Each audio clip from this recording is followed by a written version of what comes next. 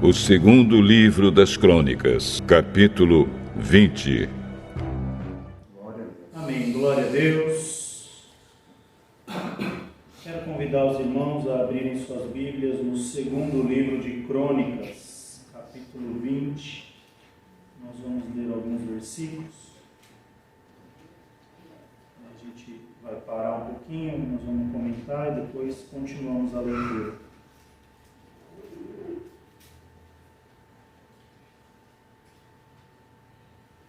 Segundo livro de Crônicas, capítulo 20, versículo 1 em diante, amém? Diz assim: E sucedeu que, depois disso, os filhos de Moabe, os filhos de Amon, e com eles alguns outros dos amonitas, vieram a peleja contra Josafá. Então vieram alguns que deram aviso a Josafá, dizendo: Vem contra ti uma grande multidão da além do mar e da Síria, e eis que já estão em Azazon Tamar, que é em Gedi.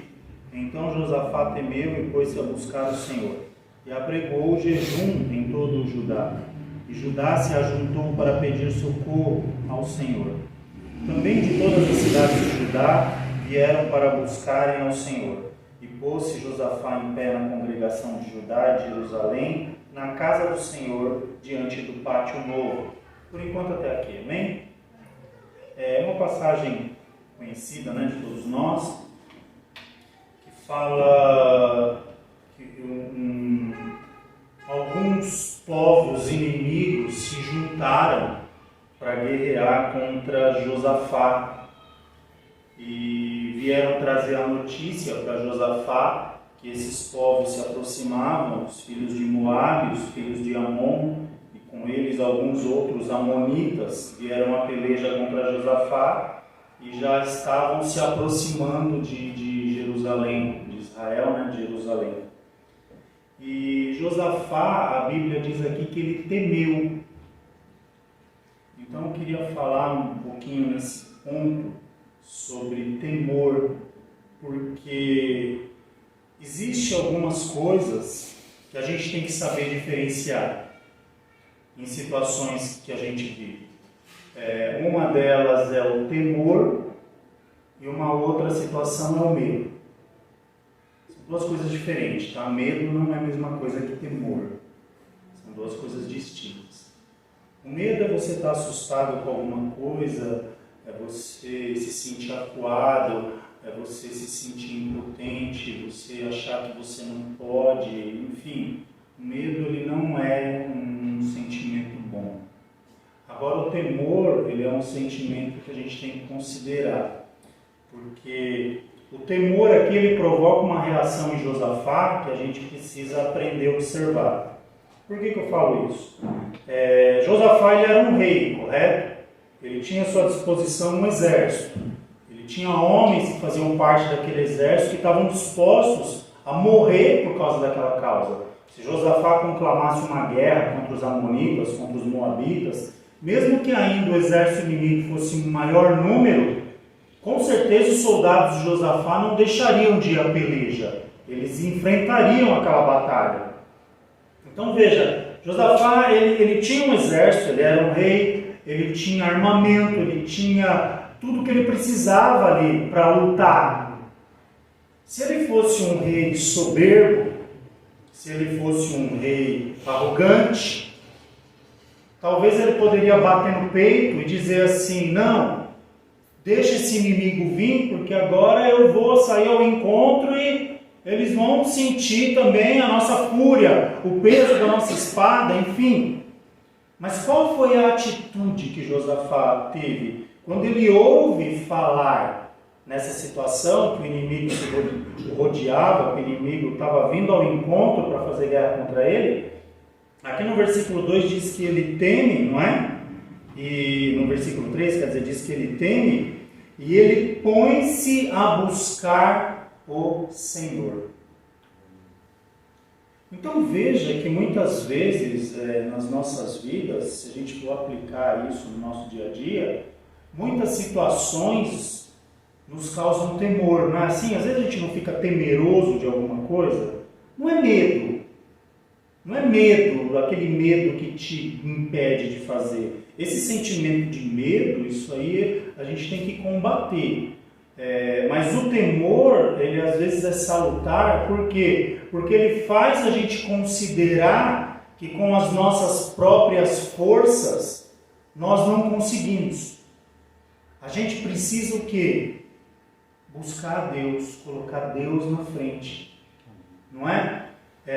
Quantas situações às vezes na nossa vida, principalmente quando é um novo, né? Quando alguma coisa nova vem, um trabalho novo, uma mudança, uma casa nova, um empreendimento novo, alguma coisa nova na nossa vida, a gente não fica temeroso, não é natural aquele sentimento, por mais que você tenha feito cálculo, tenha planejado, tenha pensado, repensado, tenha orado, você fica temeroso, você fala, peraí, mas e se não der certo, e se acontecer assim? Quer dizer, aí o que você faz? Você vai orar, você vai buscar Deus, fala, Senhor, para mim fazer isso, eu devo fazer tal coisa, eu devo mudar de trabalho, eu devo mudar de casa, eu devo fazer tal viagem. Quer dizer, isso nos traz para um relacionamento mais próximo de Deus e a gente precisa aprender a discernir isso para as nossas vidas. Porque às vezes nós ficarmos temerosos em relação a alguma coisa faz a gente tomar algumas decisões por conta própria. E aí já é um risco. Então, quando a gente fica temeroso e começa a recorrer a Deus, a situação ela é favorável. Por quê? Porque uma vez que a gente entrega a nossa vida para Jesus, quem é que luta as nossas causas, que batalha por nós, que peleja por nós, que nos ajuda, que nos guarda, que nos dá direção? É Deus. Então veja que aqui Josafá ele toma uma posição, como eu falei, mesmo ele sendo rei, mesmo ele tendo um exército ao seu dispor, ele não poderia ter tido uma reação assim, que talvez não seria nem de recriminá-lo por isso. Quando ele ouve falar, escuta Josafá, está vindo um exército inimigo aí, tal, está vindo, já prepara o exército, manda os homens se reunirem, o exército fica de prontidão, porque a gente não sabe se eles vão chegar amanhã, daqui 2 dias, daqui uma semana, já vão estar preparados. Estaria errado se ele tivesse feito isso? Não, porque ele coordena o exército. Mas qual foi a posição dele? Ele teme, vai buscar o Senhor, aqui no versículo 3, Josafá temeu, pôs-se a buscar o Senhor e apregou jejum em todo o Judá. Ou seja, além dele temer, além dele ir buscar a Deus, ele convoca o povo, não para se armar, humanamente falando, mas o povo aqui estava se armando como? Espiritualmente. Porque o povo aqui estava apregoando um jejum juntamente com o rei. Então veja que em muitas situações, se a gente trouxer isso para a nossa vida, às vezes nós nos comportamos dessa forma, ou não dessa forma também, né? Quando a gente fica temeroso em alguma coisa, a gente já traça um plano B. Se isso não der certo, pelo menos eu vou fazer aquilo. Quer dizer, você já começa a maquinar coisas, e é natural isso, não é errado. É até normal, vamos dizer assim. Mas o que a gente está esquecendo é de colocar Deus na frente. Aí é o erro. Quando a gente esquece de pôr Deus na frente.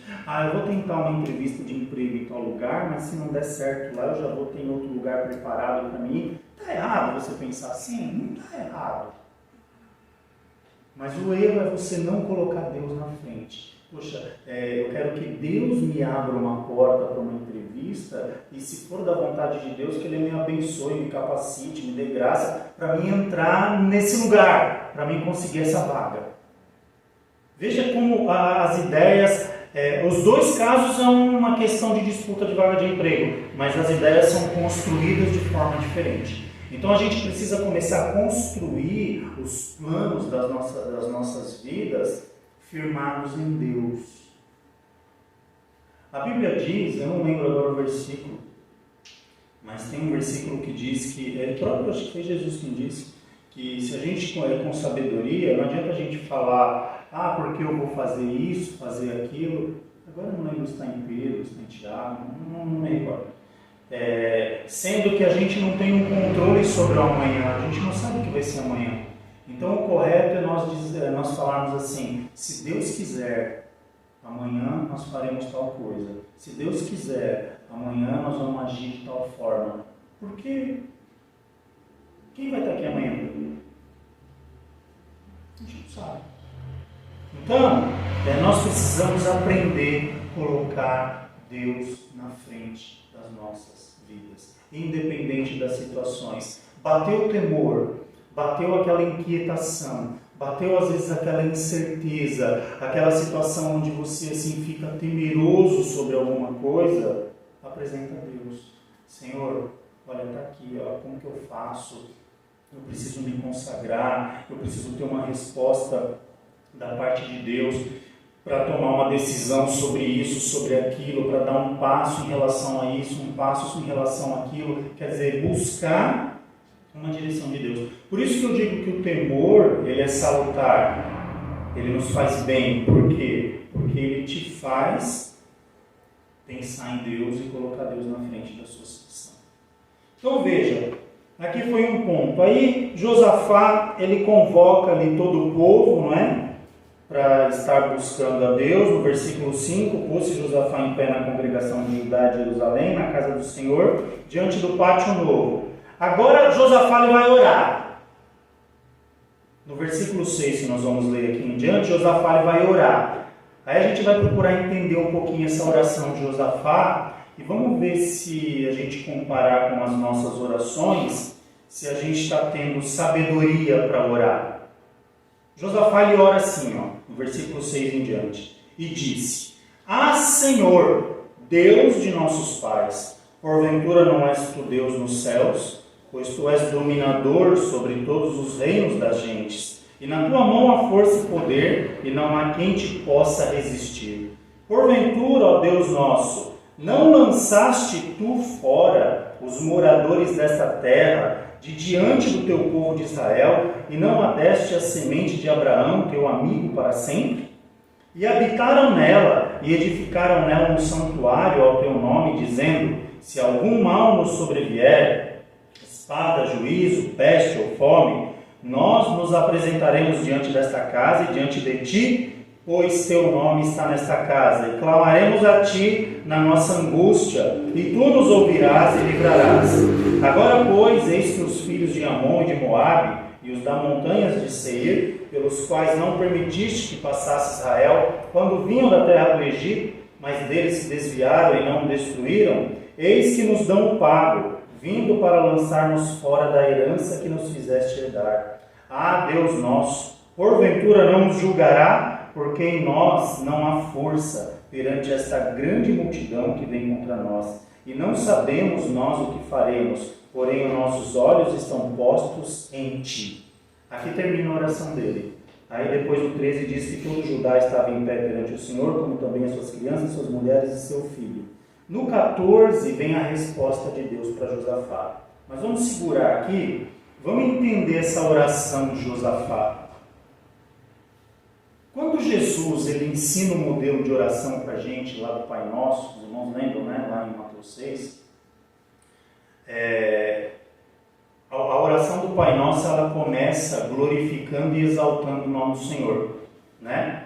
Pai Nosso, que estás no céu, santificado seja o teu nome, venha a nós o teu reino, seja feita a tua vontade, assim na terra como no céu. Aí, depois da exaltação, entra a petição. O pão nosso de cada dia nos dá hoje, porque o amanhã nós não sabemos. Não é? Josafá, ele começa, e olha que Josafá ele não tinha acesso nessa época aqui a essa informação de Mateus, porque Mateus foi escrito muitos e muitos e muitos anos depois, lá para frente. E a gente está falando do Antigo Testamento. Josafá foi contemporâneo de Acabe. Então, Josafá ele começa uma oração: Senhor Deus de nossos pais. Quer dizer, quando ele fala Deus de nossos pais, ele já remete à aliança de Deus com Abraão, Isaac e Jacó. Veja que a oração dele não era aleatória, não era uma oração, Senhor me abençoa, Senhor me abençoa, Senhor me abençoa. Sabe aquela oração que você ora dormindo até? Quando você vê que você está orando até para Deus abençoar teus inimigos? Você nem sabe o que você está falando, né? Veja a consciência da oração de Josafá. Porventura não és tu Deus nos céus, tu és dominador sobre todos os reinos das gentes, e na tua mão há força e poder, e não há quem te possa resistir. Ele engrandece o nome do Senhor, ele reconhece a grandeza de Deus, ele sabe a quem ele está pedindo algo. Ele não está pedindo para qualquer um, ele está pedindo para o Deus Todo-Poderoso, Criador do céu e da terra. Um Deus que tem uma aliança com o seu povo. E aqui ele começa, ó, Senhor, o Senhor não lançaste fora esse povo que está vindo contra nós, os Moabitas, os Amonitas e os da montanha de Seir? O Senhor não lançaste fora esse povo dessa terra, da nossa presença?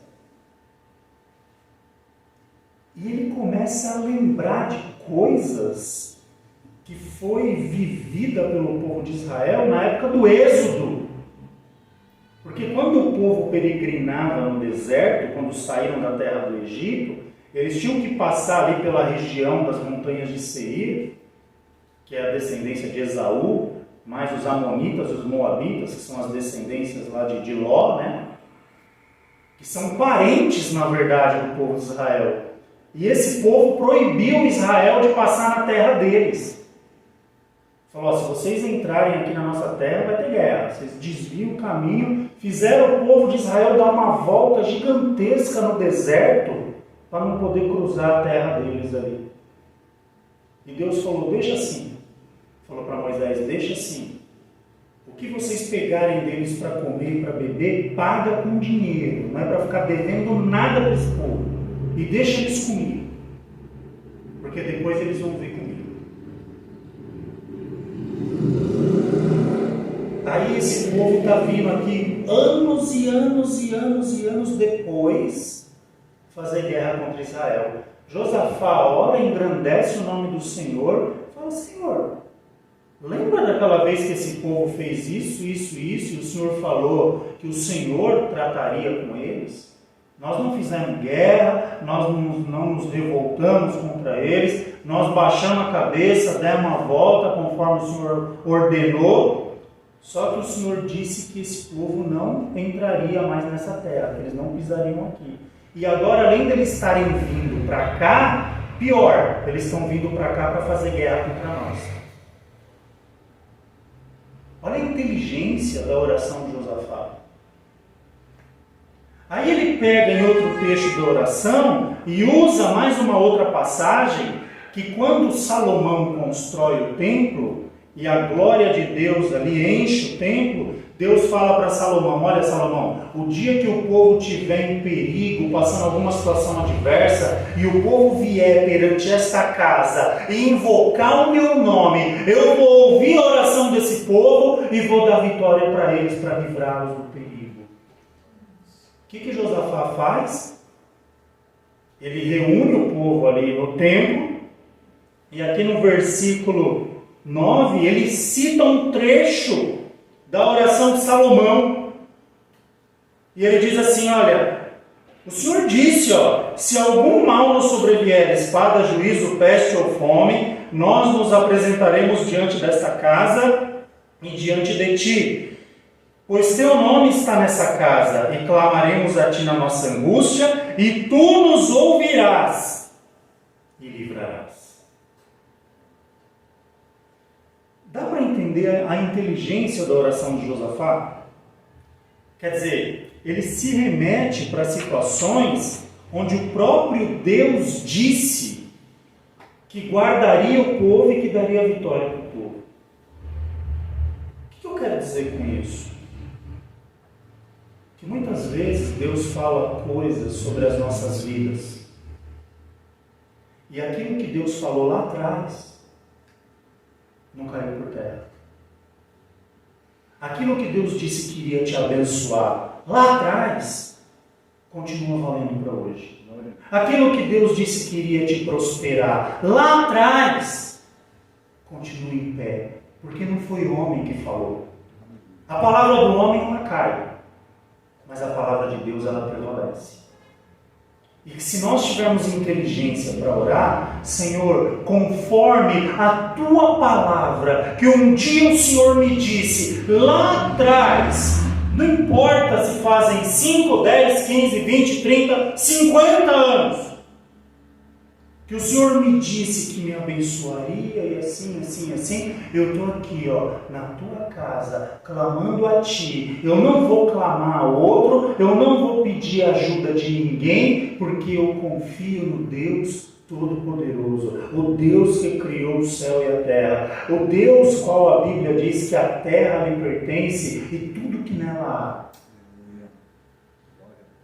A palavra de Deus para mim e para a tua vida, ela continua em pé. Aquilo que Deus disse que ia fazer, Ele vela para cumprir.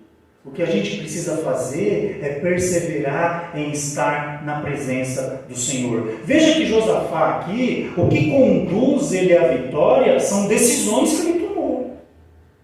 Se Josafá começasse tomando decisões erradas, porque ele era rei, porque ele tinha exército, porque ele tinha domínio, porque ele tinha poder para ordenar, para ir, para voltar, para ficar, para guerrear, para parar de lutar. Se ele confiasse na força do braço dele, na capacidade humana dele, ele teria colocado tudo a perder. Mas quando ele recorre a Deus, quando ele se remete a Deus, a história é outra. Porque essa guerra aqui contra os amonitas, contra os moabitas, contra os da montanha de Seir, Deus lá no Êxodo já tinha falado que o negócio era com ele. Moisés, vocês façam o que eles estão falando. Não é hora de arrumar guerra com eles agora. São seus parentes, vocês não vão lutar com eles. Moabita e Amonita é descendente de Ló, os da montanha de Seir é descendente de Esaú, irmão de Jacó, então não quero saber se vocês brigarem. Eles não querem deixar vocês passar? Deixa assim, desvia o caminho, anda mais, demora mais tempo, precisa comprar comida? Paga, precisa comprar água? Paga, não fica devendo nada para esse povo. Quer ver?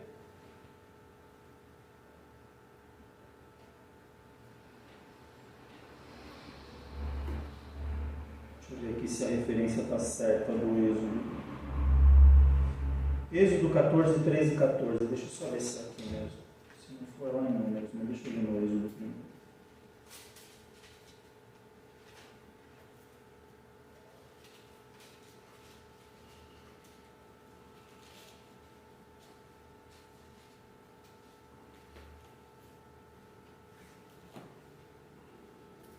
Não é em Números. É Números 20 e 21.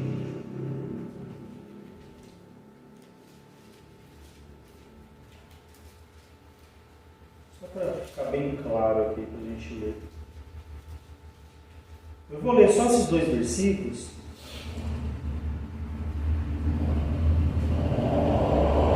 Vou ler o 19 em diante.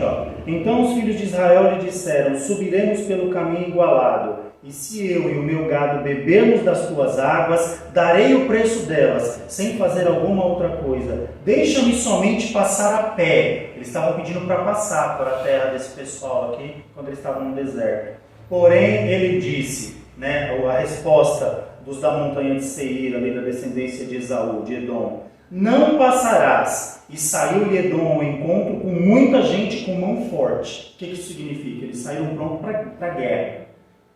Assim recusou Edom deixar passar a Israel pelo seu termo, pelo que Israel se desviou dele. Quer dizer, Israel mudou de caminho, não vamos brigar, deixa para lá. Mas Deus tomou essa causa para ele. Deus falou: deixa esse povo comigo. Eles não perdem por esperar. Porque o povo de Israel só queria cruzar a terra deles, não ia fazer nada para eles. Muito pelo contrário, eles iam até ter lucro. porque esse povo ia precisar comer e beber, eles iam pagar pela comida, pela água.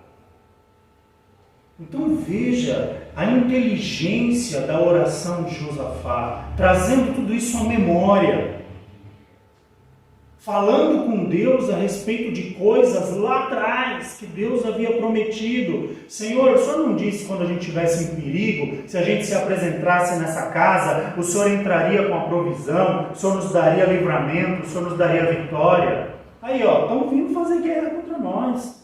Aquele povo que o Senhor falou que não ia mais pisar nessa terra, estão vindo aqui reunido, armado para fazer guerra contra a gente. Como é que a gente tem orado, irmãos? Será que a gente fica lá só para Deus? Ai, Senhor, só chorando, só lamentando, me abençoa, me abençoa, me abençoa, me abençoa. Senhor, um dia o Senhor disse que o Senhor faria isso, isso, isso na minha vida. Eu tenho contemplado a tua mão, o Senhor trabalhando assim, assim, assim. Mas hoje, diante de tal situação, eu me sinto acuado, eu me sinto temoroso, eu sinto que eu preciso da tua força, da tua graça, para mim continuar caminhando, para mim continuar avançando. E Deus vai falando, vai tratando, a nossa própria oração vai nos fortalecendo para a gente ir caminhando. Porque tem oração que a gente ouve hoje em dia, irmãos, que não diz nada com nada. Você fala para alguém, eu tenho, o fulano está doente, está pedindo oração, está pedindo uma porta de emprego. Aí você pede para alguém orar. Ah, Senhor, abençoa o fulano, abençoa o ciclano. E... Peraí, ele quer trabalhar. Ele quer uma cura. Senhor, abençoa. Livra-me dessa situação, repreende essa enfermidade, restaura a saúde. Quer trabalhar? Abre uma porta de emprego, Senhor. Ajuda, dá graça, dá direção, guia os passos da pessoa. Conduza ela para um caminho que o Senhor tem preparado para a vida dela. Quer dizer, é você estar conversando. Se você for numa entrevista de emprego, por exemplo, o sujeito lá que vai te entrevistar começa a conversar com você e começa a te fazer perguntas, você dá sempre a mesma resposta para a pessoa. Onde você mora? Eu moro no Parque São Lucas. Ah, tá. Quanto tempo você mora lá? Eu moro no Parque São Lucas. Ah, mas qual é a sua cidade de origem? Eu moro no Parque São Lucas. O cara vai olhar para mim e falar, você é um idiota. Eu não estou te perguntando isso. Responde o que eu estou te perguntando. O que você quer? O que você precisa? Por que você se qualifica nessa vaga de emprego? Mas a desculpa do preguiçoso é, Deus sabe o que eu preciso. Ele sabe, eu sei que Ele sabe, é verdade. Mas Deus muitas vezes quer relacionamento. Ele quer que você reconheça a soberania dele, porque o próprio ato de você orar a Deus por uma causa significa que você reconhece a grandeza e o poder dele para te dar vitória naquela situação. Senão você não ia nem perder tempo de orar, não é assim? Então a gente precisa aplicar essas coisas para as nossas vidas. As nossas orações, elas precisam ser inteligentes. Quando eu digo inteligente, não é falar difícil, não é querer falar bonito, não é querer falar o que você não sabe. É você saber o porquê você está ali. Senhor, eu estou dobrando meu joelho agora por causa disso, disso e disso. Eu estou dobrando meu joelho agora porque a situação que eu estou vivendo é essa e essa. Eu estou passando por tal coisa, assim, assim, assim. Por que Jesus chegava para o cego e perguntava, o que queres que eu te faça? Por que ele chegava para o aleijado e fazia a mesma pergunta para o coxo, para o leproso? O que queres que eu te faça? O camarada responder, para ele saber que ele estava recorrendo a Jesus, pedindo uma cura para o problema dele. E quando ele confessava, Senhor, eu quero ver, Senhor, eu quero andar, Senhor, eu quero ser limpo da lepra. Aí Jesus falava, pronto, vai, A tua fé te salvou. Era um exercício de fé. Relacionamento, você crê que você está falando com Deus e Deus está te ouvindo. E além dele te ouvir, é poderoso para te atender na sua necessidade. Então veja, irmãos, que o temor, nós ficarmos temorosos por situações nas nossas vidas, muitas vezes é útil. A gente tem que saber trabalhar isso. A gente precisa saber conduzir isso de uma maneira bíblica. Eu preciso saber recorrer a Deus em situações de adversidade. Temor todo mundo tem. Quem que não teme uma coisa inesperada, uma situação nova, como eu já falei? Todo mundo teme. Agora, a maneira que eu lido com isso é que vai fazer toda a diferença. E aquilo que Deus falou a respeito de nós, para as nossas vidas, lá atrás, continua valendo.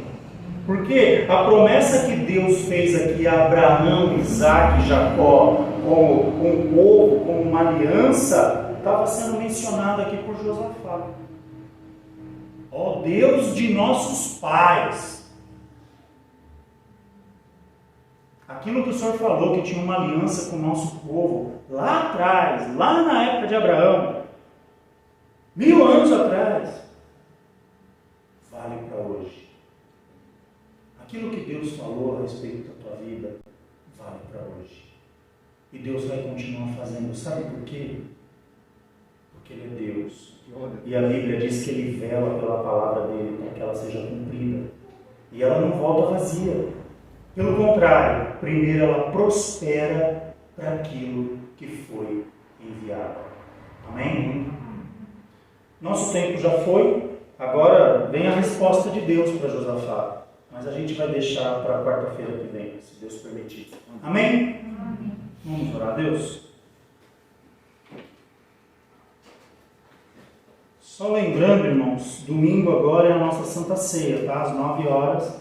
Vamos ter a ceia aqui presencial, tá bom?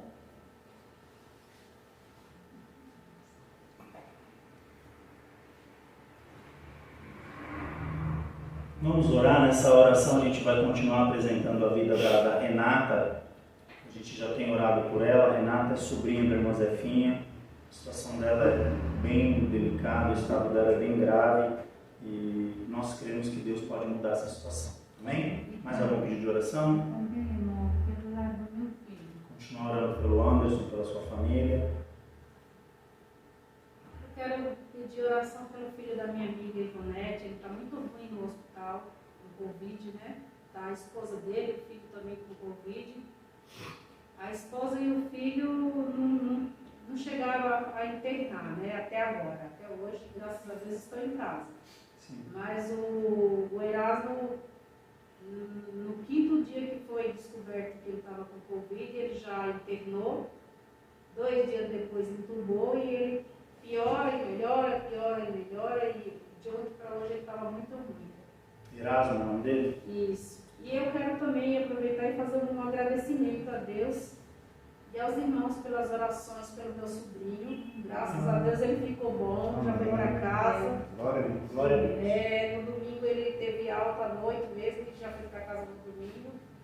E eu quero agradecer a Deus por isso. Amém. Graças a Deus. Pastor, Rebeca e Josias. É mais por responsabilidade do irmão. Vamos orar então? Amém.